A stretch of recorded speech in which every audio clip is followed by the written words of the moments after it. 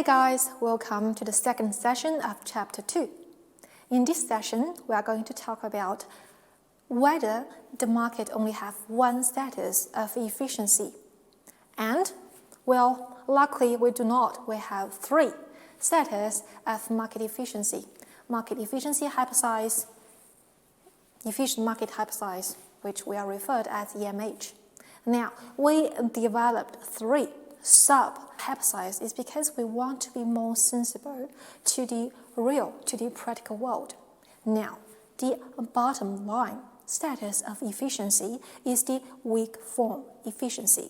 It represents the lowest level of information efficient market.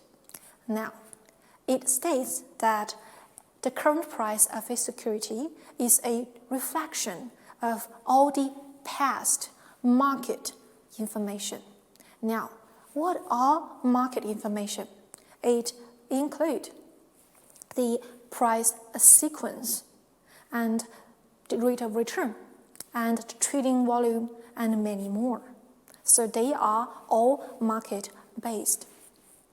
So if all the past market information are already reflected, or let's say contained in the current price, then it is done. It shouldn't have anything to do with future returns because the information are already reflected, and that's it. It is already contained in the current price. Allow me to introduce insert a introduction of a certain investment strategy that is a technical analysis. So a technical analysis hold one big belief, that is, the information are not instantly released and, let's say, received by the whole market instantly. It believes that the information are first delivered to the professionals, such as the, let's say, these institutional investors, the stock analysts, and also, top managers of a certain listed firm. And then the next step is the information are sent to very active investors. And lastly, to the general public. So the information is released in a very, let's say, gradual manner. It takes time. Now, we say that if the stock price change, it was because a change in information. Now, if the information is observed, or let's say reflected in price in a gradual way, it means that it can take a period of time until the stock price move to a new equilibrium. So, if that stock price change are not happened instantly, there is a time window for trees. So what technical analysts they do is they use system to detect, let's say, the timing or the final price of this price equilibrium regarding the change in information. So based on that, they made their investment decision. So this investment strategy is a big contract compared to the weak form EMH. Because weak form EMH, they states that the information, especially the past market information, are already reflected in stock price. So any trading behaviors, any trading strategies based on already released information shouldn't lead to abnormal, let's say, superior returns. So superior returns indicates a return that is higher than the risk-adjusted return. So if we conclude that a market is in the form of weak form efficiency, then we should not follow technical analysis.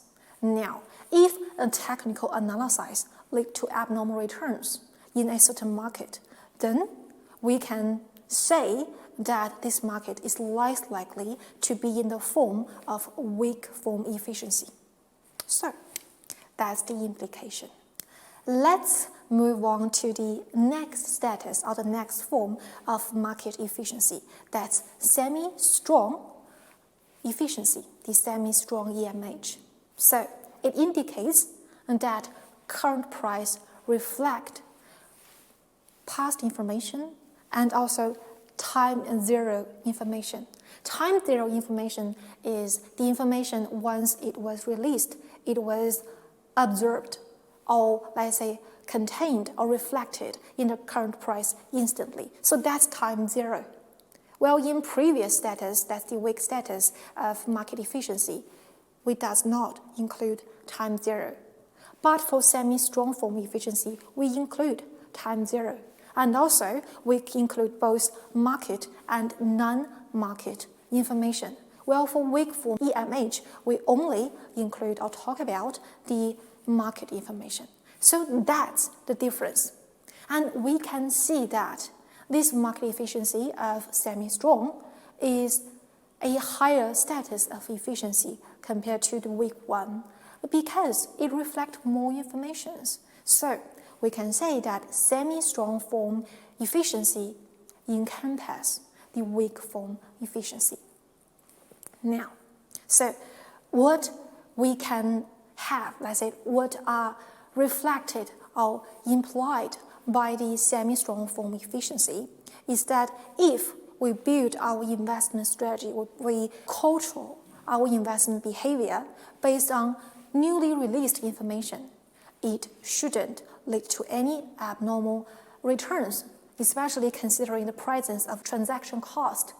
Well, because once information is released to the market, it was instantly reflected in the stock price. So any, let's say, tradings based on that information is, it's just old. It's not catch on time. So we cannot use recently or, let's say, new information to get abnormally high returns in a semi-strong form efficiency. Now, if we use new information to indeed get the abnormally high past returns, then it indicates that this market is less likely in the form of semi-strong EMH. Now, the last one, the top tier one, the strongest form of efficiency is the strong form EMH. So it indicates that the stock price is a reflection of all the information. It includes both private and public, both past and now, and also both market and non-market. Now, what we mean by private information is information that are likely to be held by company insiders, such as top managers, the board, and also affiliated institutional investors, and also the, let's say, the stock analysts and wealth managers, money managers. They are the type of investors that are likely to hold private information. And we all know that private information is quite valuable.